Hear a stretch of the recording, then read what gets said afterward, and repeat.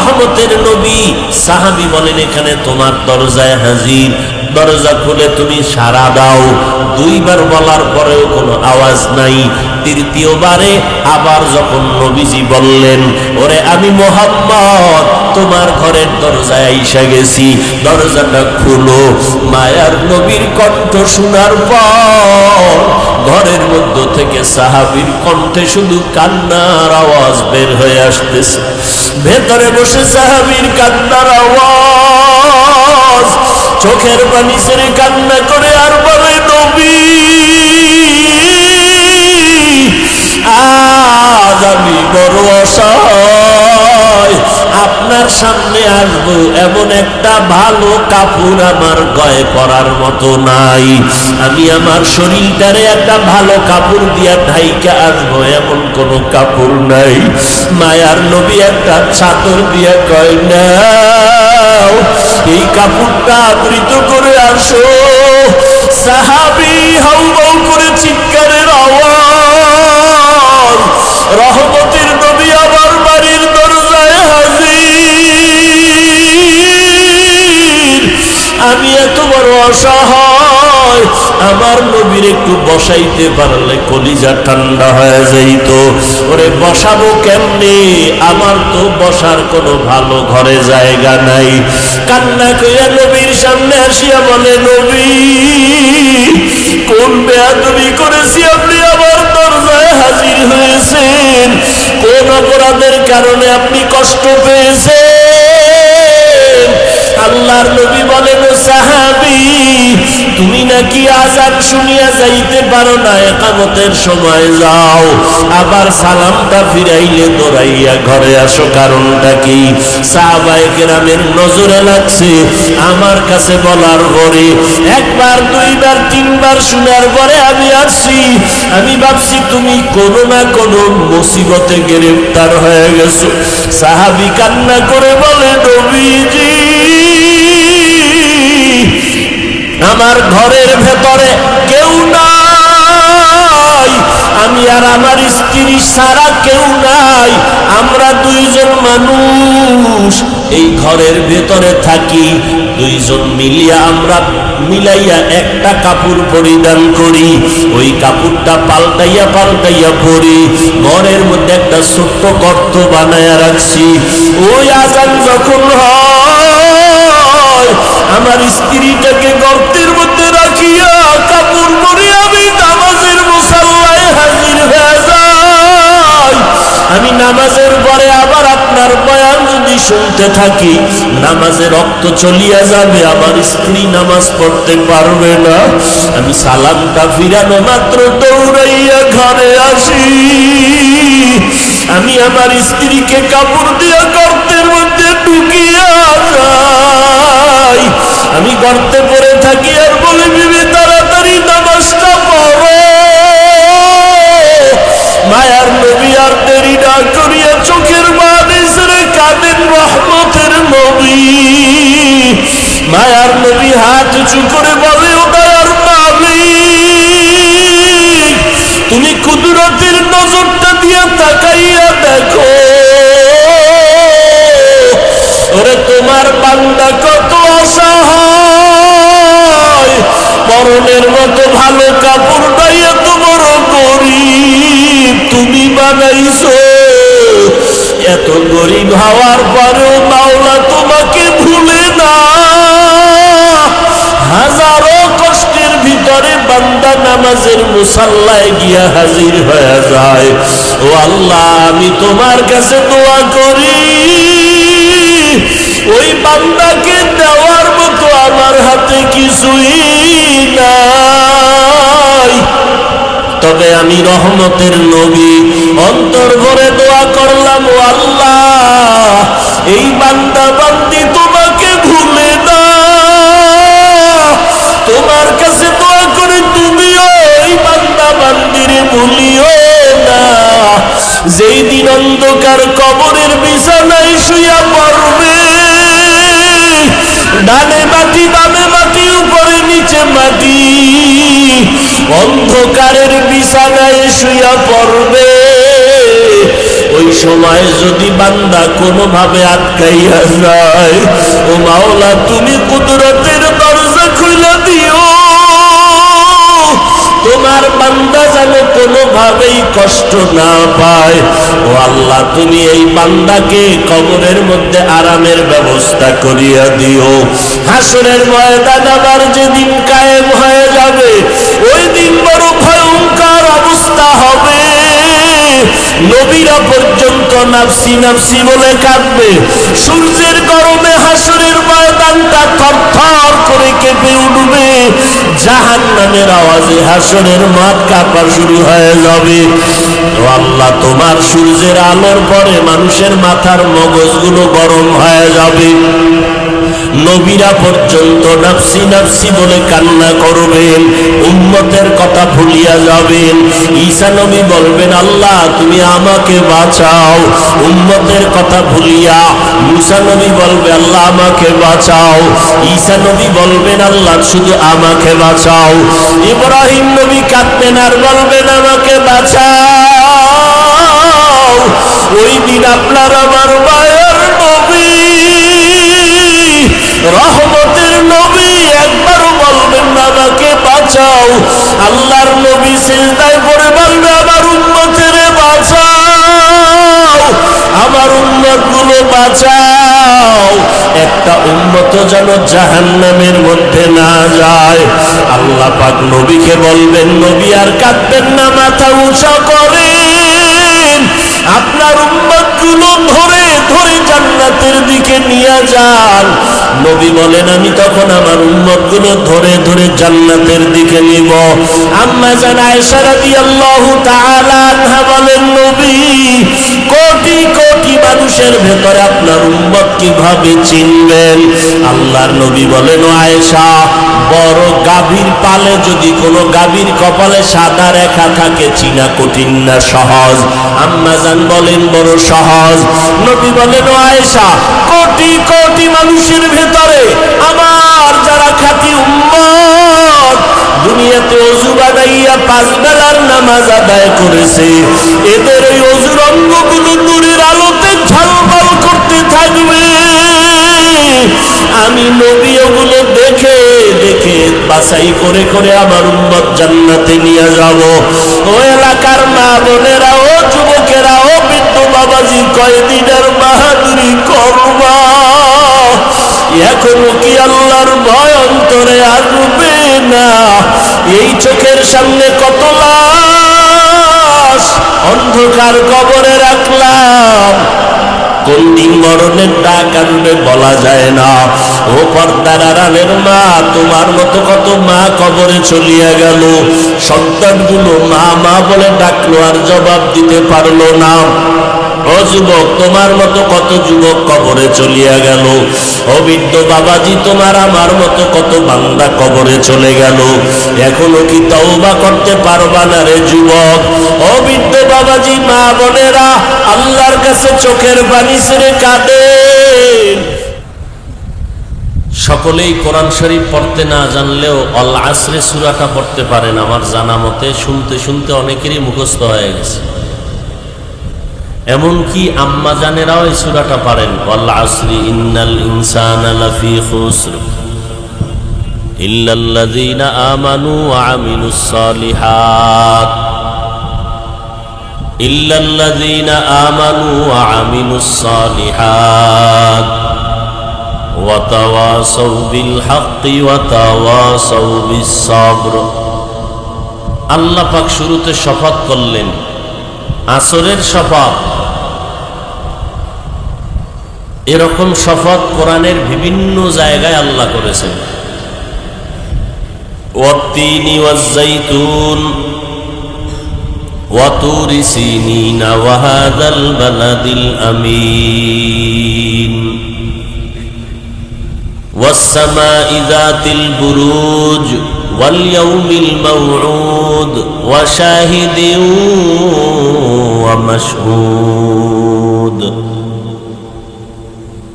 لا أقسم بيوم القيامة ولا أقسم بالنفس اللوامة ইযা ওয়াকাতিল ওয়াকিআহ লাইসা লিওয়াকাতিহা কাযিবাহ খাফিদাতুর রাফিআহ والشمس وضحاها والقمر إذا تلاها والنهار إذا جلاها والليل إذا يغشاها والضحى والليل إذا سجى ما ودعك ربك وما قلى রাতের শপথ, রাতের অন্ধকারের শপথ, দিনের শপথ, দিনের আলোর শপথ, চন্দ্রের শপথ, সূর্যের শপথ, আসমানের কসম, জমিনের কসম, তিনের কসম, জৈতুনের কসম, তুরে সিনার কসম, নিরাপদ শহর মক্কা নগরীর কসম, ওয়াল আসর, আসরের কসম। আল্লাহ বারবার কসম করেছেন। আমরাও মাঝে মাঝে কসম করি, কেন? সন্দেহ দূর করার জন্য। কথাটা এমন কা বিশ্বাস করি না, বলে কসম, ভাই এবার বিশ্বাস করি। তাহলে আমরা কসম করি কেন? সন্দেহ দূর করার জন্য। কিন্তু আল্লাহর কালামে সন্দেহ আছে, আল্লাহ কসম করলেন কেন? এর অনেকগুলো জবাব। সব জবাবের নির্যাস হলো আল্লাহ শপথ করেছেন মানুষকে, সব কথাই সত্য আল্লাহ, কিন্তু কসমের কথাটা আরেকটু গুরুত্বপূর্ণ। মানুষের মনকে আকৃষ্ট করার ক্ষেত্রে আল্লাহ শপথ করেছেন, এবং যেই জিনিসের উপরে শপথ করেছেন ওই জিনিসটা বড় দামি, এদিকে ইঙ্গিত করার জন্য। যেমন তিন বড় দামি, জৈতুন বড় দামি জিনিস, তুরে সিনা যেখানে মুসা নবীকে আল্লাহ কিতাব দিছেন বড় দামি, নিরাপদ শহর মক্কা নগরী বড় দামি, যেখানে মার্ডার করে হাজারো মানুষকে যদি কেউ হত্যা করে ইচ্ছা করে, অপরাধী নেশে বাইতুল্লাহর সীমানায় ঢুকলে তাকে কিচ্ছু বলা যাবে না, হারাম। চোখ গরমও করা যাবে না। বাইতুল্লাহর সীমানার বাইরে বের হয়ে গেলে তাকে ভর্তা বানায় দাও, সেটা ভিন্ন কথা। এটা নিরাপদ শহর, এখানে কিছুই বলা যাবে না। তো আল্লাহ শপথ করেছেন আসরের, আসর বড় দামি। এই আসরটাকে যারা কাজে লাগাবে তারাও বড় দামি হয়ে যাবে, দুনিয়াতেও দামি হবে, আখিরাতেও দামি হবে। এবং আসরের কসম খাইয়া আল্লাহর সামনে যে কথাগুলো বলতেছেন এই কথাগুলো বড় দামি। ইন্নাল ইনসানা লাফি খুসর, কসম খাইলেন, এতে তো কথার গুরুত্ব বেড়ে গেল। আবার তাকিদ করলেন, ইন্না নিশ্চয়ই, আল ইনসান আলিফ লাম ইস্তেগরাকি, পৃথিবীর সমস্ত মানুষ, একজনও বাদ নাই, সবাই। আবার লাম তাকিদ, লাফি খুসর, অবশ্যই ক্ষতিগ্রস্ত জাহান্নামী। কসমের পরে দুইটা তাকিদ দিলেন, এরপরে যে কথাটা বললেন সব মানুষগুলো জাহান্নামী, ঘোষণাটা কার? আল্লাহ। এতে কোনো সন্দেহ নেই, সব মানুষ জাহান্নামী। এতটুকু কথা শুনে যদি চলে যান তাহলে সমাধান হবে না আরো সমস্যা বাড়বে? কেউ যদি মনে করে আল্লাহ কসম খাইয়া বলছে সব মানুষ জাহান্নামী, তো নামাজ রোজা করে লাভ কি? কথা শেষ না আরো আছে? আল্লাহ কয় কথা তো শেষ করি নাই, ইল্লা কিন্তু নামের ব্রেক লাগাই দিস। ইন্নাল ইনসানা লাফি খুসর, সব মানুষগুলো জাহান্নামী, ইল্লা কিন্তু, চার গুণওয়ালা মানুষগুলো জাহান্নামে যাবে না। কয় গুণ? ওদিকে নবী বলেন, কুল্লু উম্মতি ইয়াদখুলুনাল জান্নাতা ইল্লা মান আবা, সব উম্মতেরা জান্নাতে যাবে। নবী বেশি দয়া, তো দয়ার আওয়াজ দিয়ে দিলেন, সব উম্মতেরা জান্নাতে যাবে। নবীর আশেকরা বলবে, তো আমগো দাড়ি না রাখলে আর সমস্যা কি, পর্দা না করলে সমস্যা কি? নবী তো বলেছেন সব জান্নাতে যাবে উম্মত। নবী কয়, আমিও কিন্তু নামের ব্রেক লাগায় দিলাম, ইল্লা, সব উম্মত জান্নাতে যাবে, ইল্লা কিন্তু যারা আমাকে মানে না তারা জান্নাতে যাবে না। নবীকে কারা মানে না? জবাব হলো যারা সুন্নতের আমল করে না এরা নবীরে মানে না। যারা নবীরে মানে এরা সুন্নতের আমল করে। কেমন করে? আপনিও মুসলমান, আমিও মুসলমান, আপনার আল্লাহ আমার আল্লাহ এক, আপনার নবী আমার নবী এক, আপনাদের ধর্ম আমার ধর্ম এক, আপনাদের কোরআন আমার কোরআন, এই জোরে বলেন, আপনাদের কাবা আমার কাবা। দুনিয়াতে সবাই আসছি এক। মাগুরার মুসলমান লঙ্গি পরে আসছিল না? সব এক। কি বিশ্বাস এই হালাতে আসছে? মুরিদও একই সিস্টেম। বিদায় বেলাটাও হবে এক। কে ধনী, কে গরিব, কে আলেম, কে মূর্খ, কে পীর, কে মুরিদ, কে ইমাম, কে মুক্তাদি, কে এমপি, কে মন্ত্রী, কোনো ভেদাভেদ নাই। সবার বেলায় তিনটা সাদা কাফন হবে। ওই কাফনে যখন ডুববি, কে পীর, কে মুরিদ লেখা থাকবে কাফনের উপরে। সব এক হয়ে যাবে কাফনের মধ্যে ঢুকার পরে সব এক। রিক্সার ড্রাইভার কে, কে রিক্সার প্যাসেঞ্জার, কোনো ভেদাভেদ নাই। কাফনের মধ্যে ঢুকবি যেদিন টের পাবি মাস্তানির মজা কেমন। কাফনের কালারও কি না? তাবলিগওয়ালাদের কাফনের কালার আলাদা, সবার কালার। কথা বলেন না কেন? কি কালার? জোরে বলেন। সব সাদা। সবুজ নিয়ে কিলাকিলি করেন কেন? কালার নিয়ে কিলাকিলি আসেনি? নাই? কে কালো পরলো, কে সবুজ পরলো, নিয়েও ভিতরে ভিতরে হিংসা, সালাম দেয় না, দিলেও নেয় না। আছে না নাই? কবরের সাইজ হবে, কবরের মধ্যে বাড়াইয়া মাটি দিয়ে আসা যাবে। দুইজন ফেরেশতা কবরে আনবে। তিনটা প্রশ্ন সবার বেলায় করা হবে। তুমি আলেম না মূর্খ? তুমি কোটি টাকার মালিক না ফকির? তুমি লেখাপড়া করছো না করো নাই?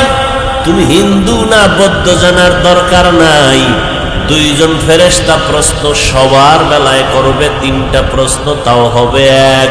রবের পরিচয় দাও, ধর্মের পরিচয় দাও, রাহমাতুল লিল আলামিনের পরিচয় দাও। মদিনার নবী বলেন, যারা তিনটা প্রশ্নের জবাব দিতে পারবে তাদের জন্য কবর হবে রওজাতুম মির রিয়াজিল জান্নাহ।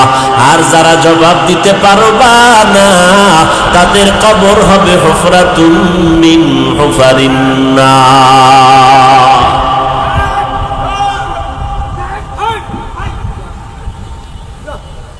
আপনার আমার ধর্ম এক, আল্লাহ এক, নবী এক, কোরআন এক, কাবা এক,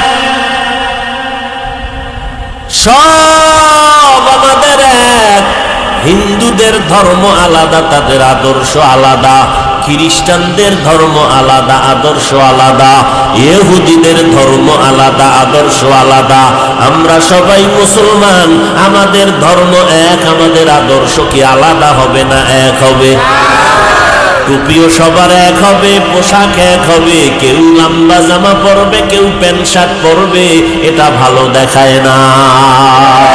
তো যাও সুন্নতে আহমদ কো যা, বা মুহাম্মদ कैबुअत निस्बत रा मन अहब्बा सुन्नती कौले रसूल मजदाए काना माई हम कुन कबूल। আপনার আমার আল্লাহ এক, নবী এক, কোরআন এক, হাদিস এক, কাবা এক, ধর্ম এক। অথচ আমি টুপি খুলতে লজ্জা পাই, আর আপনি মুসলমান টুপি মাথায় দিতে লজ্জা পান। আমি দাড়ি কাটতে লজ্জা পাই, আপনি মুসলমান, আপনার আমার আল্লাহ এক, নবী এক, আপনি দাড়ি রাখতে লজ্জা পান। আমি পর্দা না করতে লজ্জা পাই, আপনি পর্দা করতে লজ্জা পান। আমি সালাম না দিলে কেমন জানি খারাপ লাগে, আর আপনার সালাম দিতে খারাপ লাগে। আমার মসজিদে না ঢুকলে ভালো লাগে না, আর আপনার মসজিদে ঢুকতে মনে চায় না। আমার জিকির না করলে কলিজা ঠান্ডা হয় না, আর আপনার জিকির করতে ভালো লাগে না। এমন কপাল পোড়া মুসলমান, নিজেও জিকির করে না, যারা জিকির করে তাদেরকেও দেখতে পারে না। তুমিও মুসলমান, আমিও মুসলমান, তোমার ধর্ম আমার ধর্ম এক, তোমার আল্লাহ আমার আল্লাহ এক। আজকে হিন্দুদের বয়ান করব, ওরা নবীর সুন্নাত অনুযায়ী আমল শুরু করবে, কাজে লাগবে। খ্রিস্টানের পায়ে ধইরা বয়ান করব, ওরা দিনের পথে আসবে, কালেমা পড়বে। কিন্তু কই 12টা মাস বৃষ্টি নাই, রৌদ্র নাই, দিন নাই, রাত নাই, সারাটা দেশে ঘুরা ঘুরা মুসলমানের এই শুধু বয়ান করি ভাও দইরা দইরা। এরপরও বছর শেষে দেখা যায় ফলাফল জিরো। বয়ান কইরা মোনাজাতটা দিয়া প্যান্ডেল থেকে বের না হইতেই দেখি চাচা মিয়া বিড়ি টানতে টানতে বাড়ি যায়। মাত্র মোনাজাতটা দিয়া বের হইল। কিতনা বড় বদমাস, কি পরিমাণ জাহেল! মোনাজাতটা দিয়া প্যান্ডেলের বাইরে গিয়া বেরি। এই তার অবস্থা। কি মোনাজাত দিল আর কি বয়ান শুনলো, আল্লাহ ভালো জানে। এজন্য আল্লাহ বলেন ওয়াল আসরি, সূরাটা ভালো করে শুনো রে মুমিন। ইন্নাল ইনসানা লাফি খুসর, আল্লাহ কসম করে বলেন নিশ্চিত পৃথিবীর সব মানুষগুলো জাহান্নামে যাবে, কিন্তু 4 গুণওয়ালা মানুষ জান্নাতে যাবে। কয় গুণ? ভালো করে বুঝেন, ভালো করে খেয়াল করেন। 1 নাম্বার গুণ হলো ঈমান, দ্বিতীয় গুণ হলো নেক আমল। এই 2টা গুণ হলো আল্লাহর হক। ঈমান আর নেক আমল কার হক? যারা ঈমান আনছেন, নেক আমল করতেছেন, আপনারা মাত্র আল্লাহর হক আদায় করার পথে আছেন। আল্লাহর হক আদায় করে ফেলেছেন বলা যাবে না। তারপরেও যদি লাইনে থাকেন, ত্রুটি থাকলেও আল্লাহর হক আল্লাহ মাফ করে দিবেন। কিন্তু বাকি আরো 2টা গুণ আছে, এটা বান্দার হক। ওই হক যদি আদায় না করেন, তাহলে বান্দা ক্ষমা না পর্যন্ত আল্লাহ ক্ষমা করবেন না। ভালো করে খেয়াল করেন। যারা মোটামুটি একটু জিকির আজকার করেন, টুপি পরেন, নামাজ পড়েন, মনে মনে ভাবতেছেন জান্নাত রিজার্ভ হয়ে গেছে, আল আসরে সূরাটার ব্যাখ্যাটা শুনে নেন, টের পাইবেন জান্নাত কত দূর। সব মানুষ জাহান্নামে যাবে, 4 গুণওয়ালারা জান্নাতে যাবে। এর মধ্যে প্রথম 2টা গুণের হক আল্লাহর। 1 ঈমান আনো, 2 নেক আমল করো। এই 2টা গুণ অর্জন করছেন, ঈমানও আনছেন। আমানতু বিল্লাহি ওয়া মালাইকাতিহি ওয়া কুতুবিহি ওয়া রুসুলিহি ওয়াল ইয়াউমিল আখির ওয়াল কদরি খাইরিহি ওয়া শাররিহি মিনাল্লাহি তাআলা ওয়াল বা'সি বা'দাল মাউত। আল্লাহ মানেন, নবী মানেন, জান্নাত মানেন, জাহান্নাম মানেন, কোরআন মানেন, সব মানেন। সেই অনুযায়ী নামাজ পড়েন, পর্দা করেন, হালাল খান, জিকির আজকার করেন, মসজিদে নামাজ পড়েন। মাত্র 2টা গুণ আদায় হইল আল্লাহর হক। আল্লাহর কোরআন ওয়াল আসরে সূরায় বলে মাত্র 2টা গুণ আদায় করলে জান্নাত হবে না, আর 2টা গুণ আছে বান্দার হক। বলে কি? ঈমান আমলের দাওয়াত অন্যকে দাও। 4 নাম্বার গুণ হলো যারা ঈমান আমলের বিরোধিতা করে তাদের বাধা দাও। ঈমান আনছেন, নেক আমল করেন, এখন এই দাওয়াতটা অন্যরে দিছেন কিনা, অন্য বলতে আবার কে, এটাও বুঝতে হবে। দাওয়াতটা দেবেন কোন সিস্টেমে, তাও বুঝতে হবে। একজন পিসাবের কানের উপরে একটা থাপ্পড় দিয়ে যদি কেউ পিসাব জিকির টিকির করেননি ঠিক মতো, এইভাবে খবর নেওয়া যায় আসেনি? প্রত্যেকটা জিনিসের আদব আছে না নাই? আছে। আবার যারা ঈমান আমলের বিরোধিতা করে তাদের প্রতিবাদ করবেন, বাধা দিবেন। বাধাটা কেমনে দিবেন? বাজারের মধ্যে গিয়া কলারটা ধইরা ফেলাইবেন। কিও তুমি নামাজ পড়ো না কেন, দাড়ি রাখো না কেন? এইভাবে না নিয়ম আছে? নিয়ম আছে। নবীজি মাত্র 23 বছরে গোটা পৃথিবীটাকে আলোকিত করে ফেলছেন আপনার আমার মতো বদমেজাজের কারণে? নবীজির উত্তম ব্যবহার ছিল বড় পুঁজি। নবীজির ব্যবহারেই বিধর্মীরা নবীর কথা শুনে আকৃষ্ট হয়ে যায়, যে এই লোকটারে এত গালি দিই কোনো জবাব দেয় না, এই লোকটার এত বিরোধিতা করে কিছুই বলে না। আসলে লোকটার কলব ভালো, দিল ভালো। আর ভালো হবে না কেন? আল্লাহ তাআলা আমার নবীর সিনাটারে 4 বার কুদরতের অপারেশন করেছেন, ওপেন হার্ট সার্জারি করেছেন। নবীর মধ্যে যেন দুনিয়াবি কোনো খারাপ আচরণ না থাকে, আল্লাহ তাআলা নবীর সিনাটারে 4 বার অপারেশন করেছেন, যেটাকে ওপেন হার্ট সার্জারি বলে। জিব্রাইল আমিন আসলেন, নবী বলেন জিব্রাইল আইসা আমাকে চিৎভাবে শোয়াইলেন, বাইতুল্লাহর কিনারায় আমার বুকটাকে চিরলেন, ভেতর থেকে কলবটাকে বের করলেন, স্বর্ণের পেয়ালায় রাখলেন, জমজমের পানি দিয়া ধুইলেন, এরপরে ভিতরে রাখলেন, আবার চাপ দিলেন। আমার সিনাটা আগের মতো হয়ে গেল, সেলাই লাগলো না, রক্ত গেল না, ব্যথা পেলাম না। এইভাবে 4 বার আমার কুদরতের অপারেশন করেছেন। আল্লাহ তাআলা কুদরতের পাওয়ার দিয়েছেন, আর দুনিয়ার কোনো চাহিদা থাকলে তা অন্তর থেকে দূর করেছেন। এ কারণে মাত্র 23 বছরের মধ্যে পুরা দুনিয়াটা আলোতে আলোকিত হয়ে গেল। কারণ কি?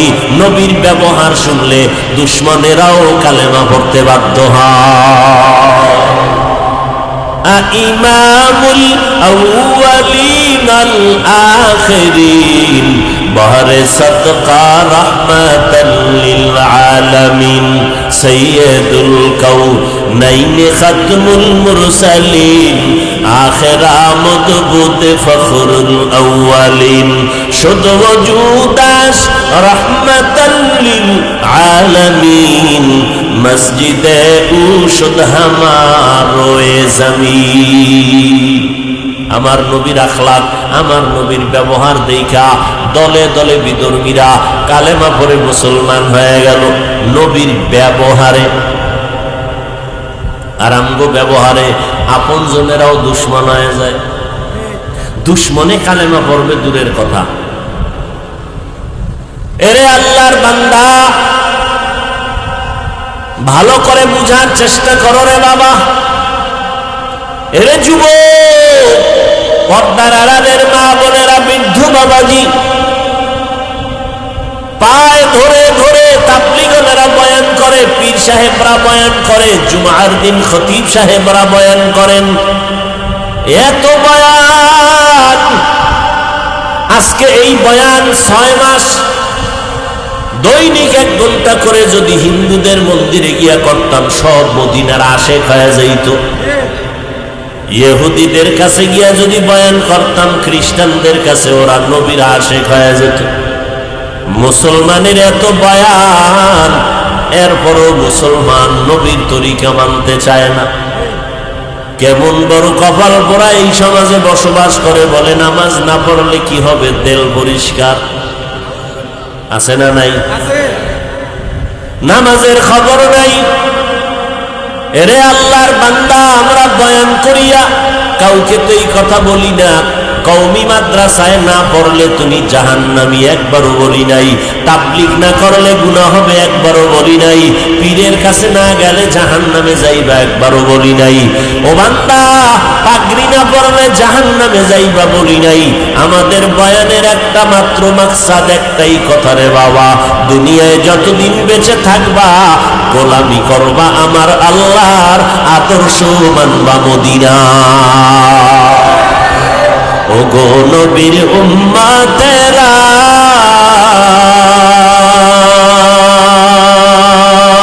হয়ে আজি দিশাহারা, কোরআন হাদিসের চলো যখন যাহা চায় মনে, নবী বিনে কে দাঁড়াবে ফুলসিরাত মিজানে, নবী বিনে কে দাঁড়াবে পুলসিরাত মিজানে।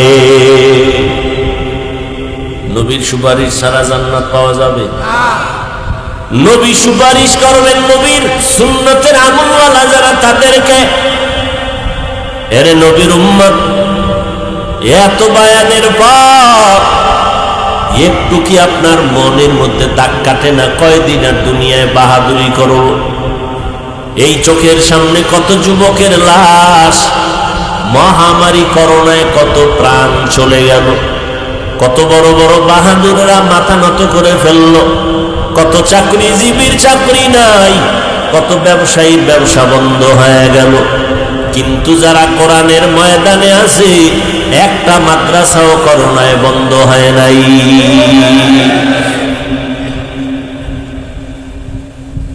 এরে আল্লাহর বান্দা, স্কুলে পড়ো, কলেজে পড়ো, চাকরি করো, ব্যবসা করো, ইসলাম বাধা দেয় নাই।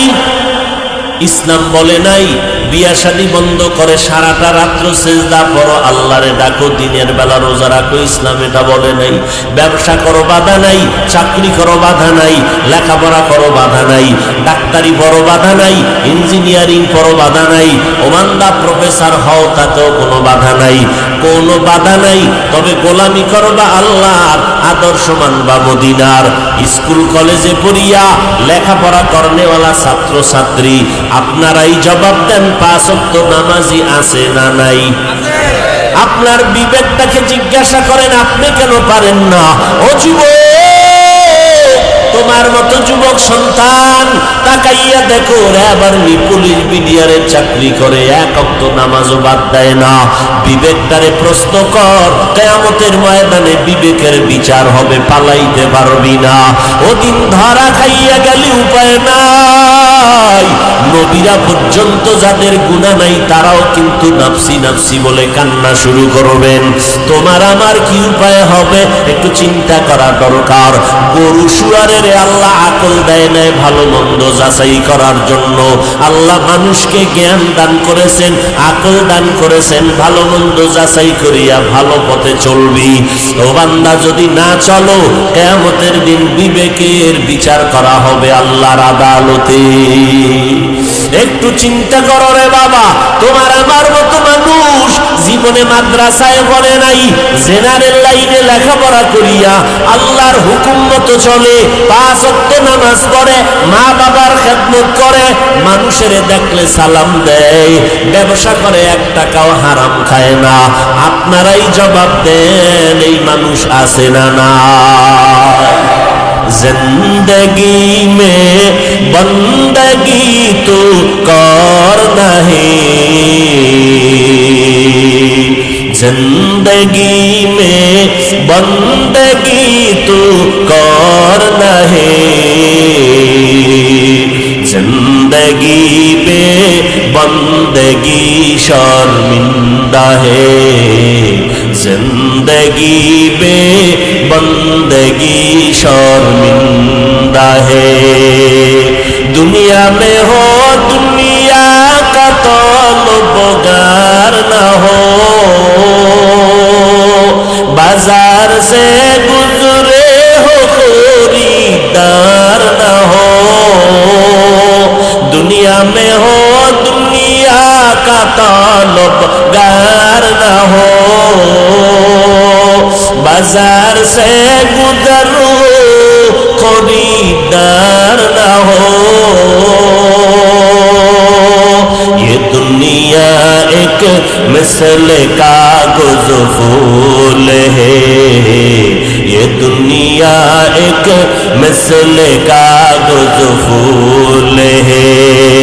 जिंदगी में बंदगी तो करना है,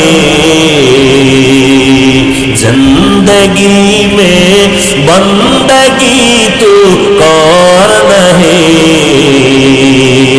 जिंदगी में बंदगी शर्मिंदा है, जिंदगी में बंदगी शर्मिंदा है। जिंदगी में बंदगी कुन बंदगी জিন্দগি বে বন্দেগি শর্মিন্দগি। আল্লাহ শপথ করে বলেন সব মানুষগুলো জাহান্নামে যাবে, 4 গুণওয়ালা মানুষ জান্নাতে যাবে। প্রথম 2টা গুণ হলো আল্লাহর হক, ইমানটা মজবুত করে নাও, নেক আমল করো। এই 2টা গুণ অর্জন করার পরে আরো বাকি 2টা গুণ আছে। বান্দার হক, ইমান আমলের দাওয়াত অন্যকে দাও, যারা বিরোধিতা করে বাধা দাও। অন্যকে দাও বলতে অন্য কারা? 1 নাম্বার অন্য হলো আপনার আহাল। ইয়া আইয়ুহাল্লাযীনা আমানু কু আনফুসাকুম ওয়া আহলিকুম নারা ওয়াকুদুহান নাস ওয়াল হিজারা আলাইহা মালাইকাতুন গিলাযুন শিদাদুন লা ইয়াসুনাল্লাহা মা আমারাহুম ওয়া ইয়াফআলুনা মা ইউমারুন।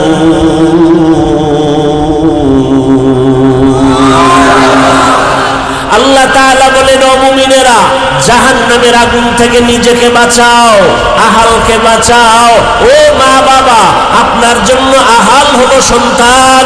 ও স্বামী, আপনার জন্য আহাল হলো আপনার স্ত্রী। ও শিক্ষক, আপনার আহাল হলো ছাত্র। ও মসজিদের ইমাম খতিব সাহেব, আপনার আহাল হলো এলাকার মুসল্লিরা। ইমাম সাহেব, জাহান্নাম থেকে আগে নিজেকে বাঁচাইবেন, পরে মুসল্লিদের বাঁচাইবেন। নিজে জামাতে নামাজ পড়বেন না, মুসল্লিরে জামাতের বয়ান করলে মানবে না। নিজে হালাল ভাবে চলবেন না, পর্দা করবেন না, মুসল্লিদের পর্দার বয়ান করলে আমল হবে না। ইয়া আইয়ুহাল্লাযীনা আমানু লিমা তাকুলুনা মা লা তাফআলুন। ও মুমিনেরা, নিজের মধ্যে যে আমল নাই এই বয়ান অন্যকে দিও না, দিলেও উম্মতের মধ্যে কোনো আসর হবে না। আর যারা আমল করিয়া বয়ান করবে, বেশি বয়ান লাগবে না, অল্প বয়ানের মধ্যে মানুষের অন্তরের মধ্যে পরিবর্তন শুরু হয়ে যাবে।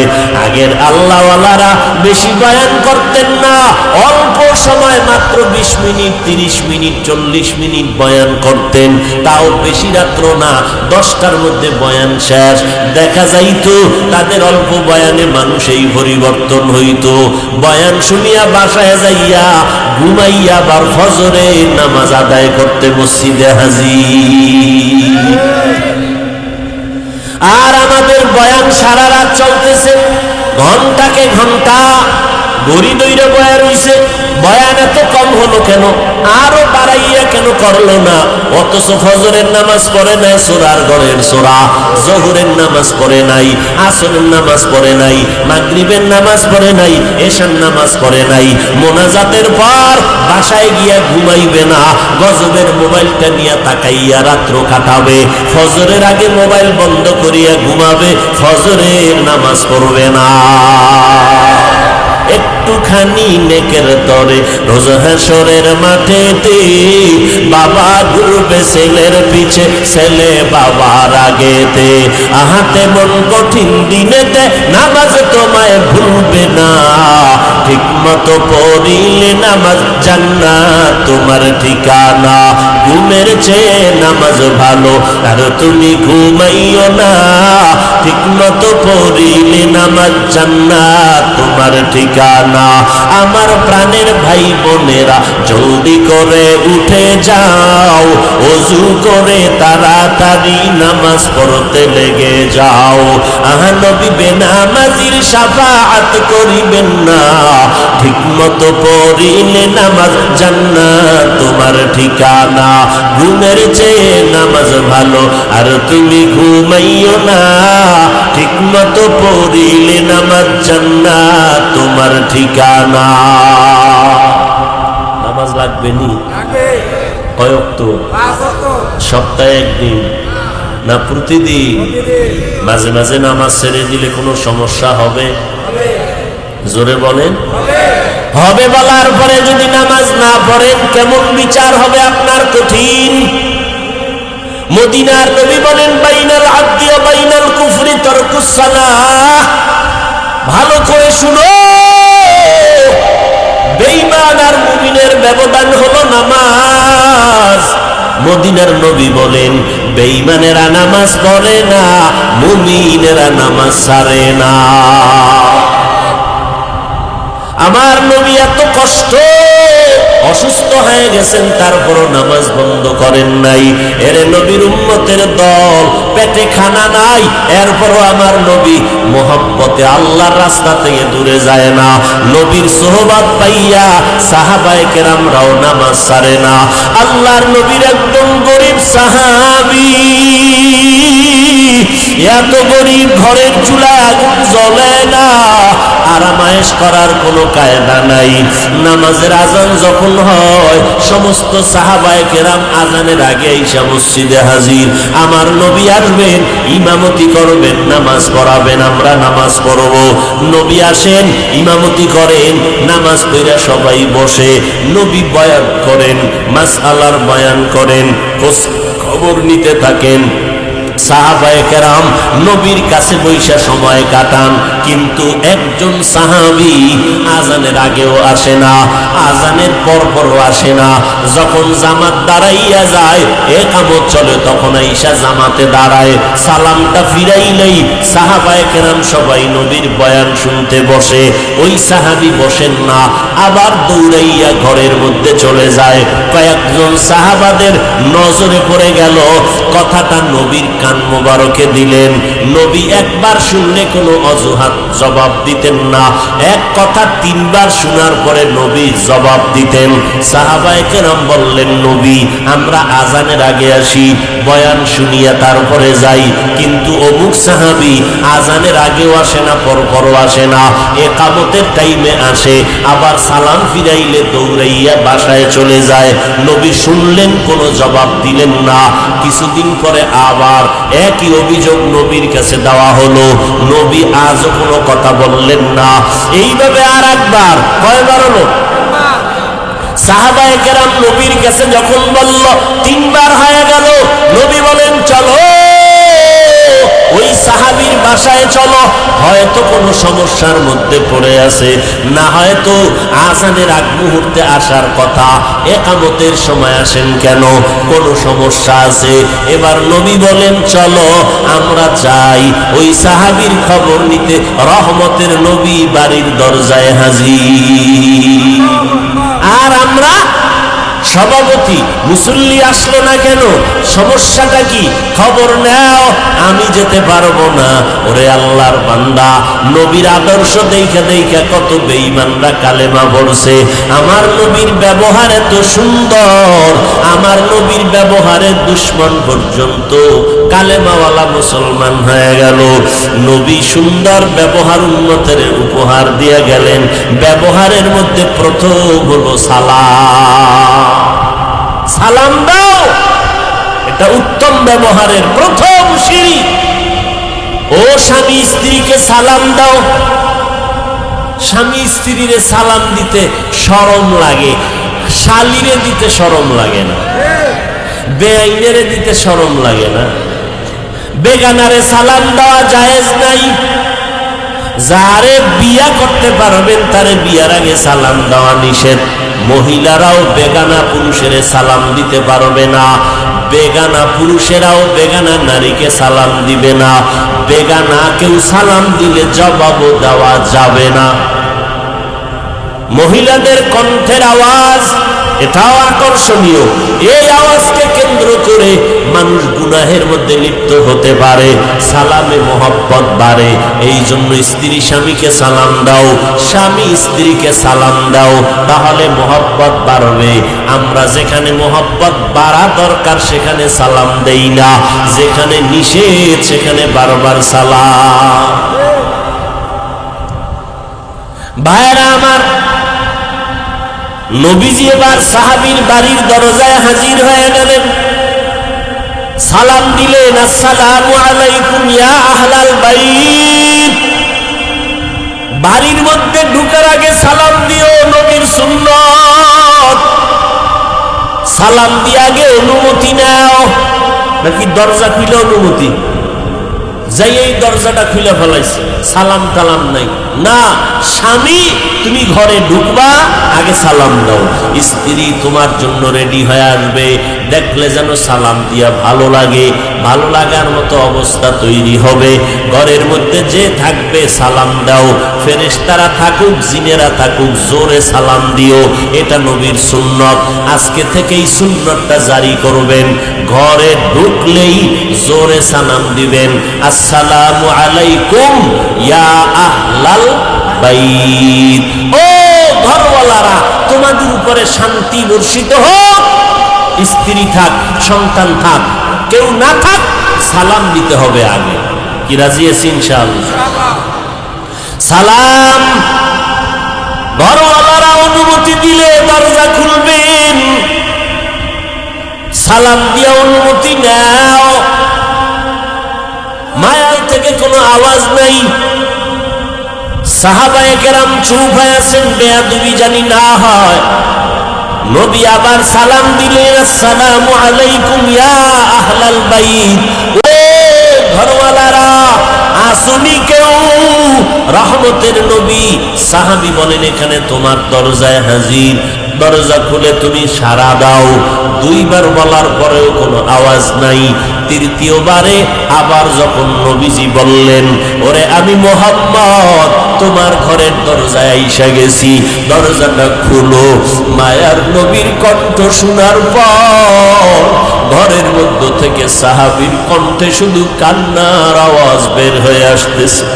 ভেতরে বসে সাহাবীর কান্নার আওয়াজ, চোখের পানি ছেড়ে কান্না করে আর বলে, নবী আজ আমি বড় অসহায়, আপনার সামনে আসবো এমন একটা ভালো কাপড় আমার গায়ে পরার মতো নাই।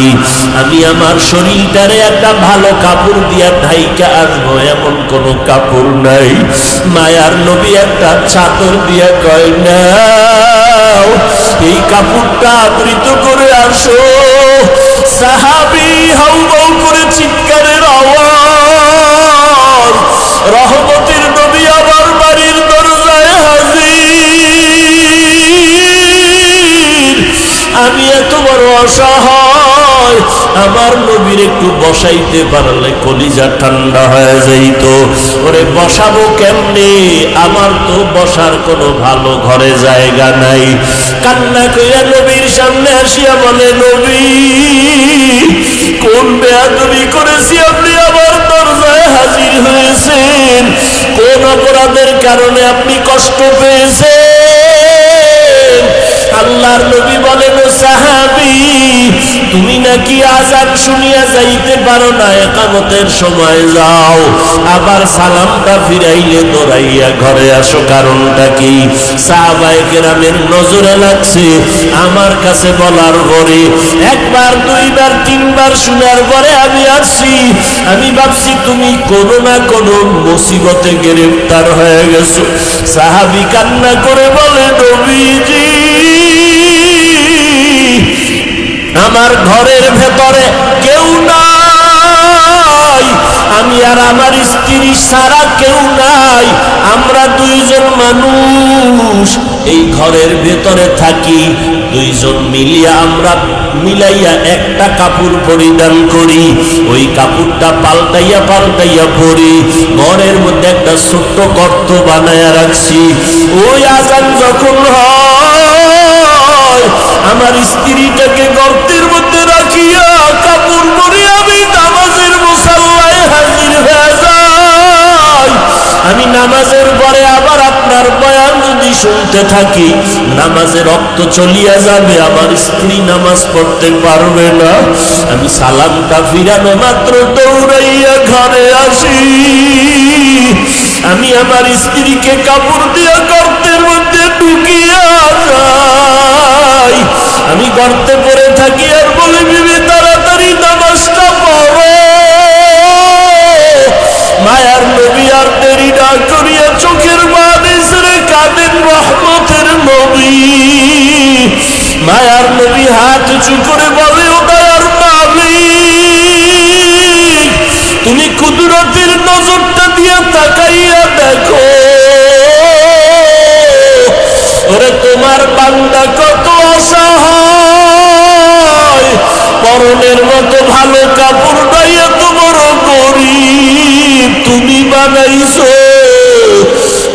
গরিব হওয়ার পরেও মাওলা তোমাকে ভুলে না। হাজারো কষ্টের ভিতরে বান্দা নামাজের মুসাল্লায় গিয়া হাজির হয়ে যায়। ও আল্লাহ, আমি তোমার কাছে দোয়া করি, ওই বান্দাকে দেওয়ার মতো আমার হাতে কিছুই নাই। তবে আমি রহমতের নবী, অন্তর ভরে দোয়া করলাম, ও আল্লাহ, এই বান্দা বান্দি তোমাকে ভুলে না। তোমার কাছে দোয়া করে তুমিও এই বান্দা বান্দিরে ভুলিও না। যেই দিন অন্ধকার কবরের বিছানায় শুইয়া পড়বে, ডানে মাটি বামে মাটি উপরে নিচে মাটি, অন্ধকারের বিছানায় শুইয়া পড়বে, ওই সময় যদি বান্দা কোনোভাবে আটকাইয়া যায়, ও মাওলা তুমি কুদরতের দরজা খুলে দিও, তোমার বান্দা যেন কোনোভাবেই কষ্ট না পায়। ও আল্লাহ, তুমি এই বান্দাকে কবরের মধ্যে আরামের ব্যবস্থা করিয়া দিও। হাসরের ময়দান আবার যেদিন কায়েম হয়ে যাবে, ওই দিন বড় ভয়ঙ্কর অবস্থা হবে। নবীরা পর্যন্ত নাফসি নাফসি বলে কাঁদবে। সূর্যের গরমে হাসরের ময়দানটা থরথর করে কেঁপে উঠবে। জাহান্নামের আওয়াজে হাসরের মাঠ কাঁপা শুরু হয়ে যাবে। ও আল্লাহ, তোমার সূর্যের আলোর পরে মানুষের মাথার মগজগুলো গরম হয়ে যাবে। নবীরা পর্যন্ত নাফসি নাফসি বলে কান্না করবেন, উম্মতের কথা ভুলিয়া যাবেন। ঈসা নবী বলবেন, আল্লাহ তুমি আমাকে বাঁচাও, উম্মতের কথা ভুলিয়া। মুসা নবী বলবে, আল্লাহ আমাকে বাঁচাও। ঈসা নবী বলবেন, আল্লাহ শুধু আমাকে বাঁচাও। ইব্রাহিম নবী কাঁদবেন আর বলবেন, আমাকে বাঁচাও। ওই দিন আপনার আমার মায়ের নবী, রহমতের নবী একবারও বলবেন না আমাকে বাঁচাও। আল্লাহর নবী সিজদায় পড়ে বলবে, আমার উম্মতের বাঁচাও, আমার উম্মতগুলো বাঁচাও, একটা উম্মত যেন জাহান্নামের মধ্যে না যায়। আল্লাহ পাক নবীকে বলবেন, নবী আর কাঁদবেন না, মাথা উঁচা করেন, আপনার উম্মতগুলো ধরে ধরে জান্নাতের দিকে নিয়ে যান। নবী বলেন, আমি তখন আমার উম্মতগুলো ধরে ধরে জান্নাতের দিকে নিব। আম্মা জান আয়েশা রাদিয়াল্লাহু তাআলা আনহা বলেন, নবী কোটি কোটি মানুষের ভেতরে আপনার উম্মত কিভাবে চিনবেন? আল্লাহর নবী বলেন, ও আয়েশা, বড় গাভীর পালে যদি কোনো গাভীর কপালে সাদা রেখা থাকে, চিনা কঠিন না সহজ? আম্মা জান বলেন, বড় সহজ। নবী বলেন, ও আয়েশা, কোটি কোটি মানুষের ভেতরে আমার যারা খাঁটি উম্মত, দুনিয়াতে ওযু বানাইয়া 5 বেলার নামাজ আদায় করেছে, এদের ওই ওযুর অঙ্গগুলো নূরের আলোতে ঝলমল করতে থাকবে। আমি নবী ওগুলো দেখে দেখে বাছাই করে করে আমার উম্মত জান্নাতে নিয়ে যাব। ও এলাকার মা বোনেরা, ও যুবকেরা, ও বৃদ্ধ বাবাজি, কয়দিনের বাহাদুরি করবা? এখনো কি আল্লাহর ভয় অন্তরে আসবে না? এই চোখের সামনে কত লাশ অন্ধকার কবরে রাখলাম, কোন দিন মরণের ডাক আসবে বলা যায় না। ও পর্দার আড়ালের মা, তোমার মতো কত মা কবরে চলিয়া গেল, সন্তানগুলো মা মা বলে ডাকলো আর জবাব দিতে পারলো না। ও যুবক, তোমার মতো কত যুবক কবরে চলিয়া গেল। ও বৃদ্ধ বাবাজি, তোমার আমার মতো কত বান্দা কবরে চলে গেল, এখনো কি তওবা করতে পারবা না রে যুবক? ও বৃদ্ধ বাবাজি, মা বোনেরা, আল্লাহর কাছে চোখের পানি ছেড়ে কাঁদেন। দুনিয়ার ঘরে আগুন লাগলে পানি ছাড়া যেমন ঠান্ডা করা যায় না, জাহান্নামের আগুন যদি গুনার কারণে জ্বলিয়া থাকে, চোখের পানি ছাড়া জাহান্নামের আগুন ঠান্ডা হবে না।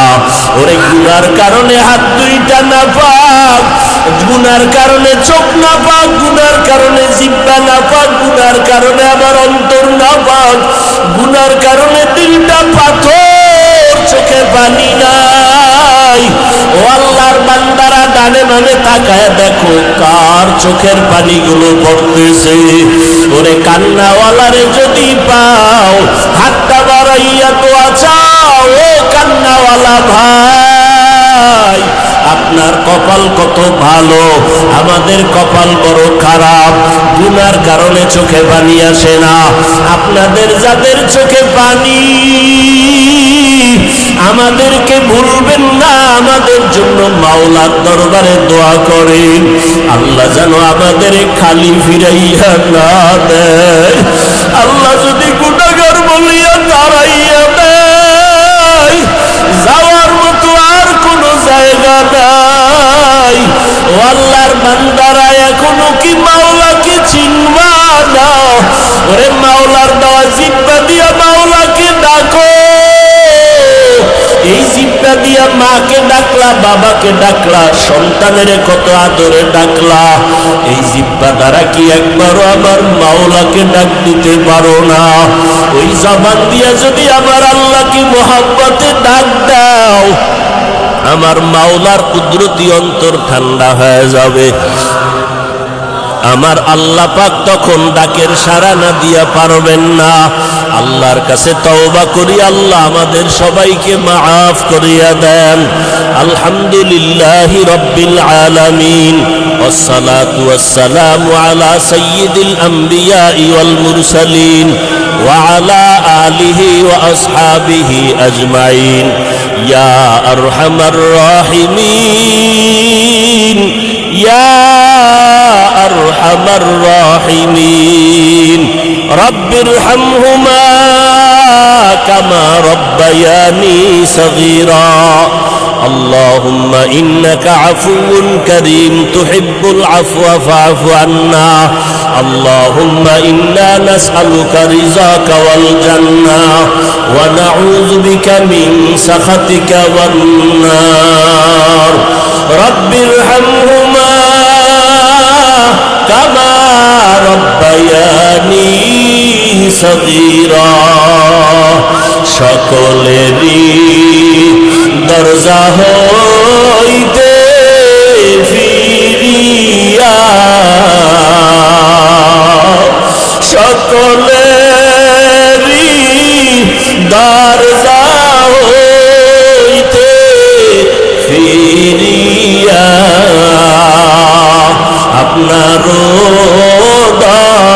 দরজায় রইলাম পড়িয়া। আপনি যদি মাফ না করেন বান্দারে, আপনি যদি মাফ না করেন বান্দারে, বলে না আপনার বান্দা যাবে কার দ্বারে? তওবা করে আবার তওবা ভাঙ্গিলা,